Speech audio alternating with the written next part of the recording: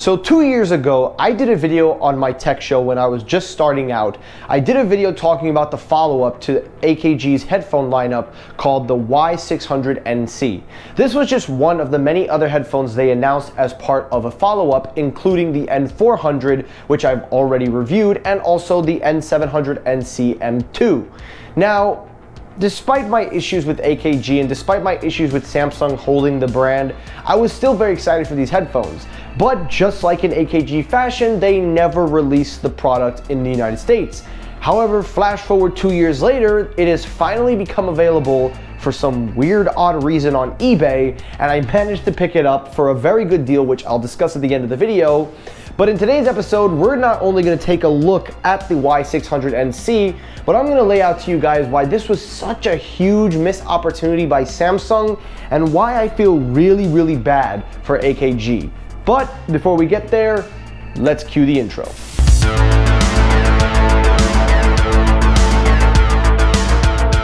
Okay. So a lot of the facts that I'm saying on this video are based on information and sources that are outside of the United States. So a lot of the info that I'm telling you here is based on what I was able to gather. And reportedly these headphones at retail for around $250 to $300. And this is what they give a $300 pair of headphones as protection? Seriously? This is worse than the N700NC M2s. At least the N700NC M2s gave you a nice carrying case. This thing is just a pouch. It's almost the same as the AirPod Max carrying whatever smart cover. But at least, to be fair, this thing actually does preserve some protection, as it has a nice layer on the inside, and it actually does give some protection. So less time spent on that and more times on the headphone themselves. Now, the headphones themselves are not only a major improvement over the N700NC series, but it's a major improvement across the board on any over-ears in this caliber. So for starters, and I'm just gonna say it off the bat, this is probably the best built AKG headphone that they have offered to date. For starters, they've taken everything that works with the N700 and have put it here, but have expanded upon it. One of the biggest things is that the material build for this entire headphone, with the exception of this one small piece, is entirely made out of aluminum. So that means everything from the buttons to the switches to the toggles, all have been handcrafted aluminum, and it extends up to the hinge with a seamless flow, so everything here is made of metal. The top part of the band is a thicker plastic to ensure more durability. It is a little heavier than the last generation model, but it does offer a lightweight type feel. The ear cups are very comfortable. They have a nice memory foam pad. Inside of them are 40mm drivers, which we'll get to in just a moment. On the side of the headphones, we do have a power button. We have play and pause. We also have volume control, which we'll explain. We have a 3.5 input. Actually, it's 2.5. I'll explain that after. And then on the other side, we have a USB-C and also an ambient noise or talk through, and then the power switch as well. Now, when you put the headphones on, they do actually fit really nicely. They don't have a big amount of clamping force, but they do feel very secure on my head. And in terms of the ear cups, the shape, while they don't feel that bad, they do cover my ear very well. They're not pressing on, but I just wish that it was a little bit bigger or a little bit more wider, at least for my head, but they do fit comfortably, and it does actually have a nice modern look compared to the last gen model. So when it comes to details, the headphones and design, top notch, excellent quality across the board. Nothing to complain about. All right, let's get into the tech specs. Let's make this very quick because I want to get to the sound quality. But anyway, guys, taking a look at the tech specs, it does offer active noise canceling. It comes with transparency mode. You can get 25 hours of playtime if you use active noise canceling on or off, transparency, excuse me. When you turn them off, you will get 35 hours. So you get an additional 10 hours with the noise canceling off. And if you use the aux mode, you can also achieve up to 40 hours, reports say, with the settings turned off again. Now, when it comes to the Bluetooth, it does contain Bluetooth 5.0. It doesn't have 5.1 or 5.2 or the newer models, but considering this did come out in 2020, I can't really get mad. But if you're somebody picking it up now, it is kind of a negative, but to be fair, it is Bluetooth 5, it is stable, it is reliable, at least from my testing, so it does have a very good stable Bluetooth connection. And then lastly to talk about was that input. It does offer an aux input, however in AKG fashion, it is a 2.5 male head to a 3.5 converter. So that means you will have to use the cable that comes inside of the box to want to use them hardwire, and if you lose the cable, good luck to you finding a replacement. So when it comes to the tech specs, that's everything inside. We'll talk about the noise canceling, transparency, all that, but now let's get to the sound quality.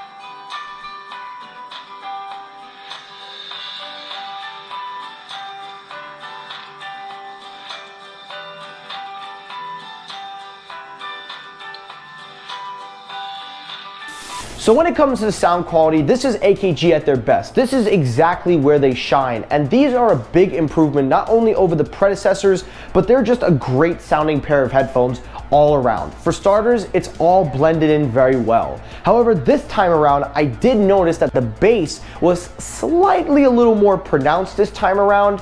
It doesn't oversaturate, nor does it ever mix into the mids or ruin anything.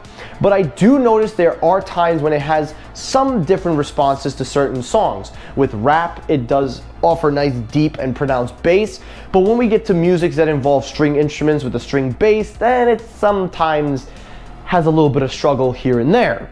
But overall, on a sound profile out of the box, it is actually my favorite, and the treble and the mids come in nice and clear, and they all just feel well blended in, and I actually enjoy the little added bass without distorting the music. So overall, the sound quality is phenomenal. Now real quickly before we transition on to the active noise canceling and microphone sample, on the box these do come with a perk if you have a Samsung phone, and that is called UHQ audio. Now this is a proprietary thing only for Samsung devices to allow for ultra high quality sound, which means it will support lossless audio.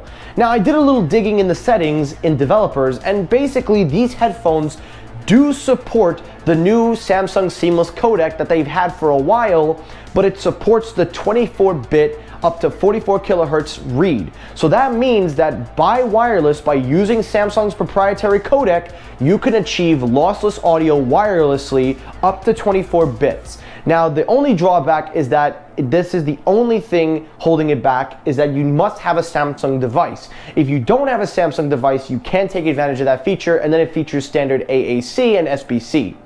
But overall, I just wanted to point that out because that makes a big difference with the sound quality. So if you're a Samsung user, this is actually a very good thing to have. It just sucks that it's only proprietary and not allowed. But you know what? Considering Apple has Beats and they do their thing versus Android, although they're getting a little bit more open and these are that way, I think we can kind of let this one slide. So overall, when it comes to sound quality, phenomenal, excellent, off the charts.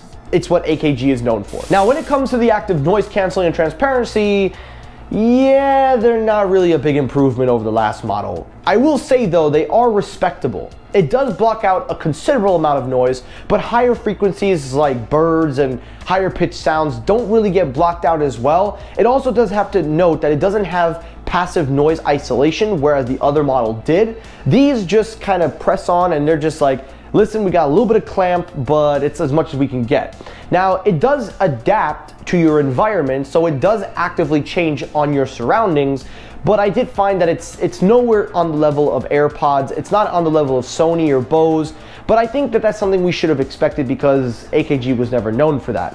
Whereas the transparency is a lot better. The microphone is open. It's actually a better sounding microphone to let in sound, and it actually does pick up a nice amount of array. But if you're listening to music, it can kind of overpower and you may not hear anything. So I will just say in this category, it's respectable. Hey guys, if you made it this far into the video, I appreciate you watching. I thank you for your support. Just want to give a quick shout out to today's sponsor for today's review, Rogue Energy. Want to thank them for their continued support of the Technoid Show. They just dropped their brand new product called Rogue Cans. They're absolutely delicious. They're all natural, sugar-free, high in caffeine, and the best picker-upper you can want. I've been using Rogue for over a year now, and they make some great energy drinks. Head on over to rogueenergy.com and use the promo code Technoid to save yourself some money and also get the best healthy alternative energy drink for your money. Back to the review. So overall, what do I think of the Y600NCs? Well, listen, I said at the beginning of this episode, it was a wasted potential, and I stand by that statement because these are an excellent pair of headphones for $80. Guys, I picked these up for $80. For $80, these are a steal. You're getting the best of the best of the best of the best. But the reason that I say it's a wasted potential is because of one reason. The one reason is Samsung. They have elected not to push AKG products in favor of their Galaxy Buds, and they've made these things so hard to get that they don't even care about the brand anymore.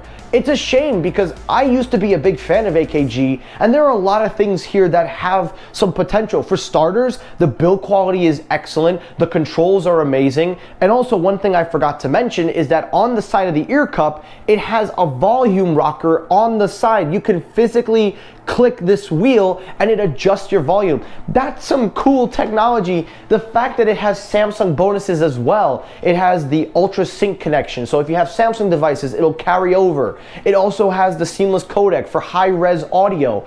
It has Bixby support if you somewhat use Bixby. It's just a shame that this is what Samsung has elected to do. They've wasted AKG's potential to get into the consumer market in favor of their Galaxy Buds. And it's a shame because if you look at what Apple has done with Beats, Samsung could have did the same thing and these could have been the forefront of their marketing.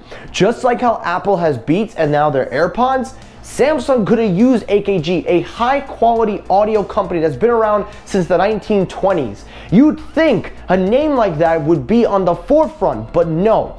AKG is in the background, and this is all because of Samsung. And I stand by everything I've said up until this point. Now, I will say there are some negatives with these headphones. For starters, I think the biggest negative is the fact that you can't pick them up. You can barely even find them. I got lucky finding it on eBay, which I'll leave a link. Another negative is while it does support USB-C charging, it doesn't support Type-C. It only supports USB-A to USB-C charging. So that means if you have a Type-C to Type-C, good luck trying to charge these things. That's a big negative. And also, lastly, something that I didn't talk about, but I really did need to talk about, is the app support. Yes, it has an app support, but don't expect anything for the long term. AKG only pops out like maybe one firmware, and that's it. But again, to round off this video, I absolutely love these headphones, and I will be using them. I will rock them with my Samsung phone. It's just a shame that this is what it's gotten to. The fact that I had to go on eBay, I couldn't even go to the Samsung store to buy these. The fact that I couldn't even find these things for 2 years, and now they all of a sudden become available, and they're still not even on the website. So bottom line, if you're in the market, if you're looking for a pair of over-ears at a very reasonable price, if it's still in that price range, for $80, it's no question. You're getting great sound quality, you're getting a respectable noise canceling, and if you have a Samsung phone, this is a perfect accompanying. But if you're an Android user and you're looking for something else, there are better options out there, like this Soundcore Space Q45. There are other options out there in that price range, and it's just a shame because had this been widely available and had Samsung pushed this, maybe I could recommend it more. But this is the current status of AKG, and it's a shame. It's a shame because these could have been more, but we'll never know.